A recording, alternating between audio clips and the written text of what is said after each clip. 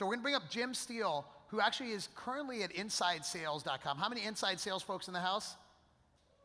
Inside Sales, you're a sponsor. Thank you very much.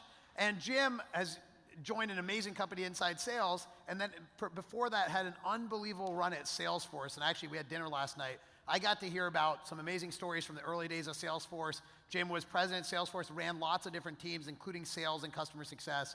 Let's hear from Jim to talk about his journey at Salesforce and how he's taking it forward to Inside Sales. Thank you, Jim. Thanks, man. Good morning, everyone. It's great to be here. Nick, this is an amazing conference. You are giving Mark Benioff and Dreamforce a run for your money. This is just an amazing turnout. As Nick said, I spent 12 and a half years at Salesforce, or in Salesforce speak, that's 150 months and 50 quarters, because that's the only thing we ever focused on is months and quarters. And about 4 months ago, I left Salesforce after that amazing run to move to Utah, to the Silicon Slopes. It's kind of a quaint term, and so a couple other people from Utah here, great. We probably should have like a signal or something to know. I do drink though, you'll see me at the bar later for having a drink. So after 16 years living in Silicon Valley, I made that move, and everybody says, why the heck did you do that? I mean, Salesforce is an amazing run. It's an amazing company. It's going up and to the right for many years to come.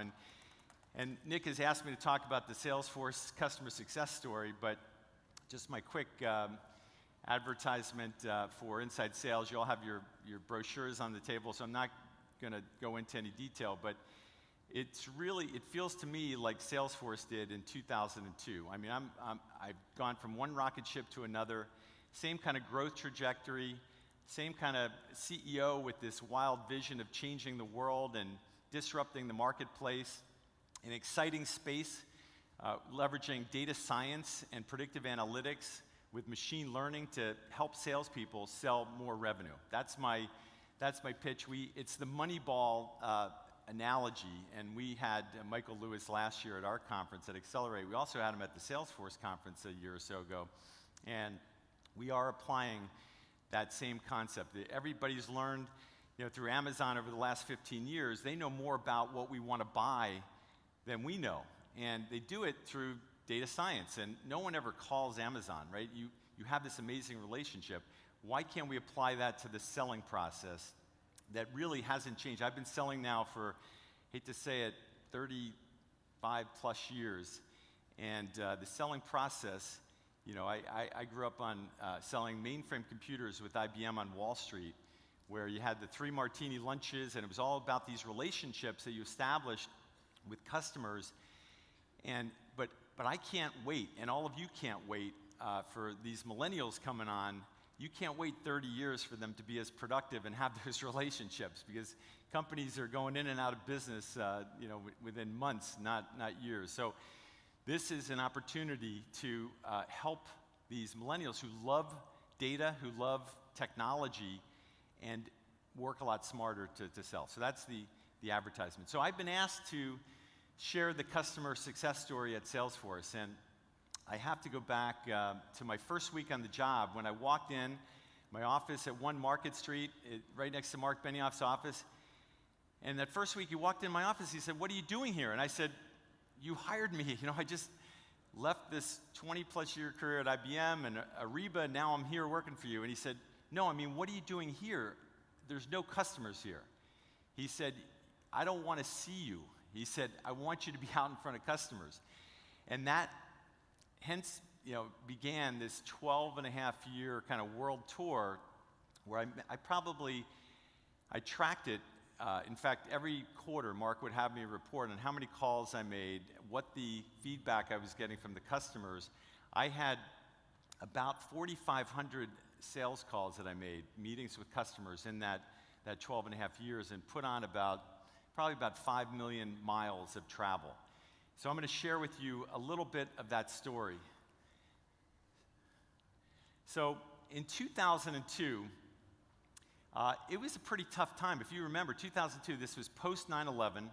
It was the internet bubble had really taken down a lot of companies. Salesforce was a very tiny little company, 25 million.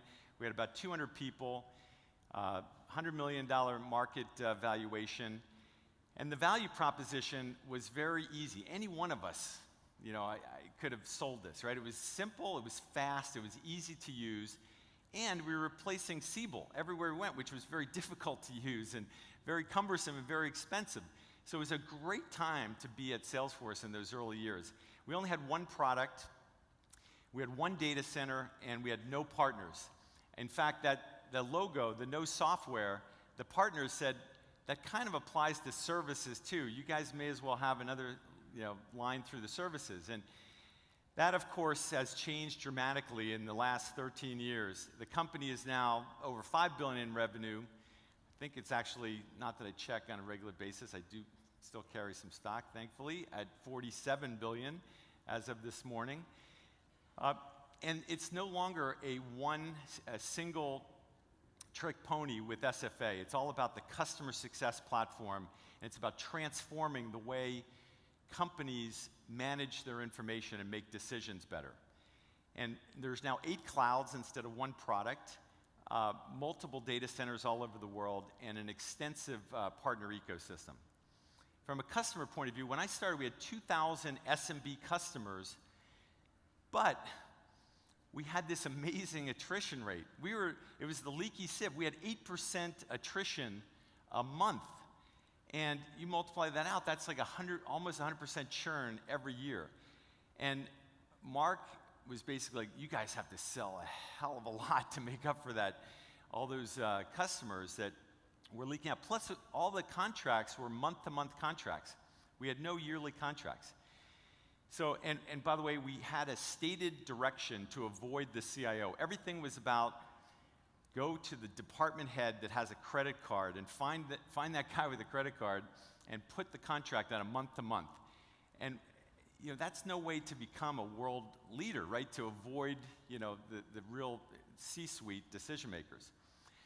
So today, Salesforce, I don't know the exact number, but it's hundreds of thousands of customers. The attrition rate is under 10% a year. That is a dramatic turnaround. And now the relationships that Salesforce has are at the C-level. And it's all about giving these C-level executives information to make better decisions. So what was that journey that kind of got us there? I remember when I got there in 2002, it was kind of depressing, like talking to salespeople. They were all getting fired. And I mean, everybody, we were talking about the pink slip parties before, people were not doing that well. So we said, we got to lift their spirits. We got to go engage with these salespeople, bring them up, make them feel better. So we started getting our customers, and I happen to be a member of this cigar club that's in New York and Beverly Hills that is a really cool place if anybody likes to smoke cigars. So I said, let's get our customers to the cigar club. We had, the first one was in New York. We had like 500 people in this smoky environment, and it was amazing. It was, your suit didn't smell too well after that, but it was really a lot of fun. It got everybody talking. And when we were preparing for this, we were thinking, okay, let's bring the product guys in and do a presentation. And Mark's like, no, you are going to turn these guys off so fast. These are sales guys. They've been beaten down. The last thing they need is a product presentation. Let's just tell them thank you and ask them which ones are customers and which ones are prospects, and then ask if any of the customers want to volunteer their stories and listen to their lessons learned. So that was like the first sign of what we were doing in embracing our customers to tell the story. And that then evolved. The following year was the first Dreamforce event. Same thing. We had all the product guys lined up to do their pitch, and Mark fired them from Dreamforce stage. He said, forget it.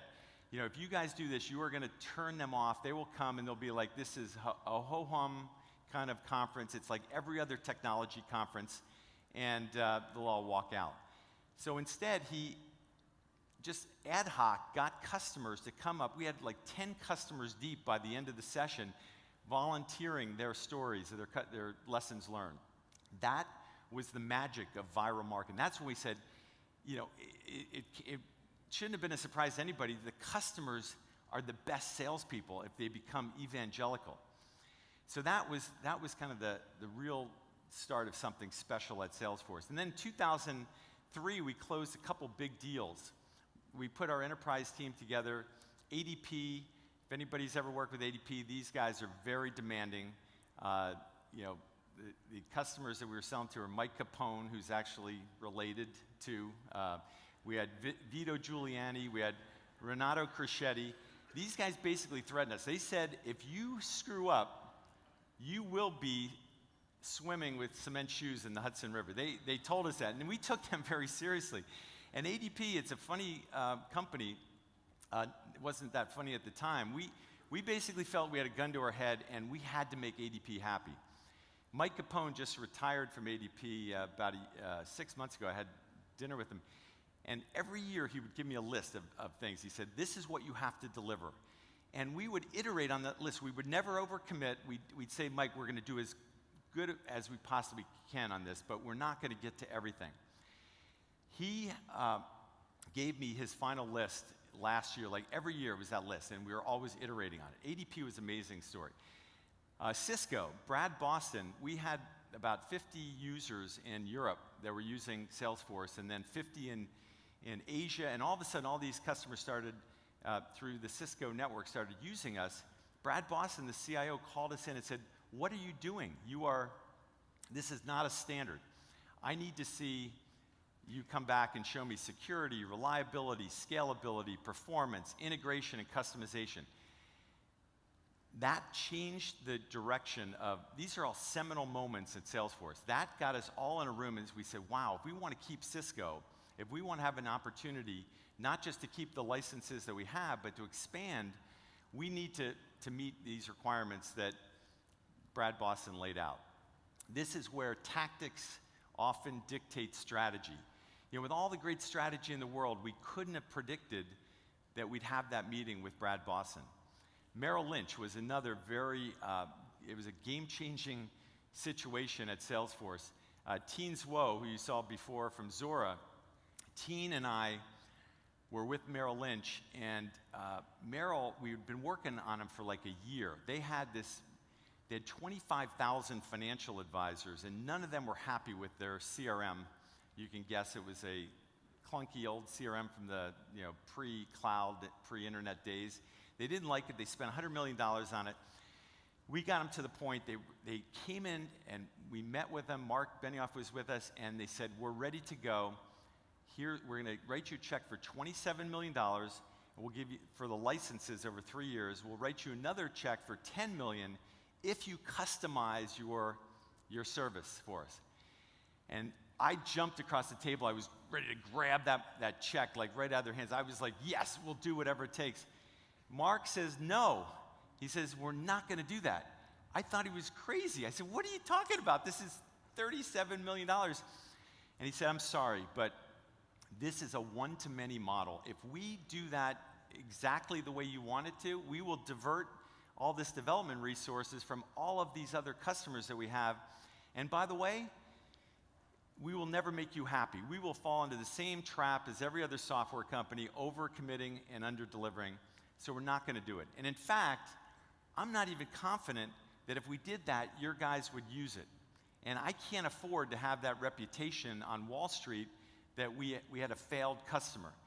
So until, and by the way, this was the beginning of when Salesforce unbundled the application, the CRM application from the platform, and said, you know what? I have a better solution. Here's the platform. Here's the development tools. Here's our resources to help you do it. You guys do it on your own. And that was the beginning in 2005 of the platform. And he also said, but I need to see the financial advisors and understand the day in the life of. So he actually spent 3 months with his financial advisor at Merrill Lynch, which looks like probably a pretty good investment for Mark as it turns out. But he spent 3 months with this guy just understanding what he did every day so that we actually made sure that the solution met the requirements. In 2006, we launched the Trust.com.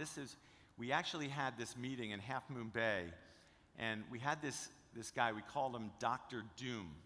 Dr. Doom got up and said, He was very numbers driven. It was all, I was the art, this guy was kind of the science. He gets up and he says, oh, by the way, we now have all these big customers. Our renewable dollars, our contracts, are now crossing the point where they're greater than all the new business that we can drive.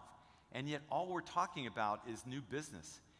And all of a sudden everybody's like, this is crazy. If we start to lose these customers, and this is a major hit to our revenue.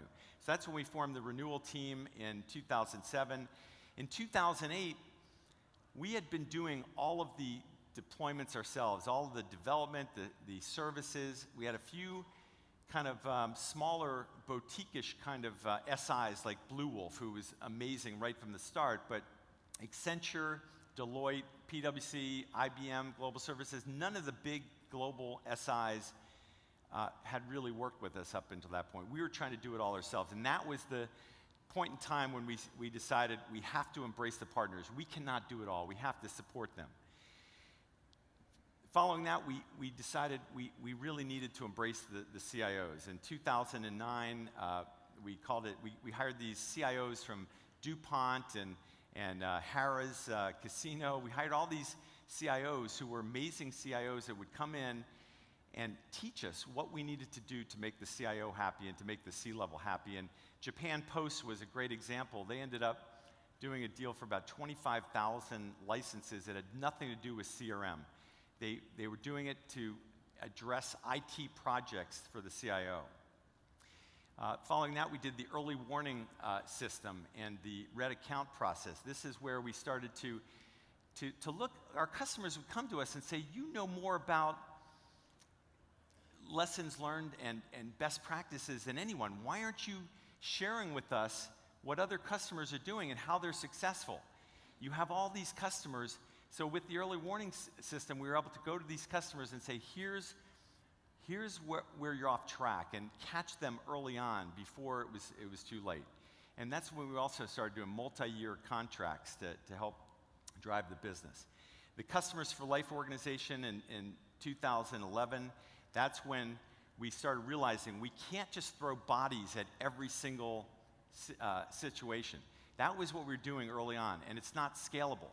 So we started realizing that we're gonna take our limited resource and focus on our most important customers and try to do more self-service. And I would say that half of Salesforce's customers have never actually met somebody from Salesforce unless they actually saw them at a Dreamforce event or at a city, at a webinar or a city tour or something like that. That's magic. When you can have your customers, they don't want to talk to us. They want to be productive without us. In 2012, we became the customer company. This is when we started working with companies like Burberry and Angela Ahrendts and Meg Whitman from HP and Jeff Immelt got up on stage and talked about how Salesforce had worked with them for months. We became their trusted advisor. There's no shortcut to really understanding the customer's business. So we immersed ourselves in understanding the requirements that they had right up through the C-level, and then crafting solutions that would make the C-level executives feel like they had an information system that would help them drive business. And then Salesforce just recently moved into industry and product specialization, and then journey management with these moderated customer communities, where you can get into these communities and actually follow all the best practices. So this is kind of, I tell the story mostly through the customers because they drove us to a lot of these. And this is kind of my lessons learned as my time is wound down here.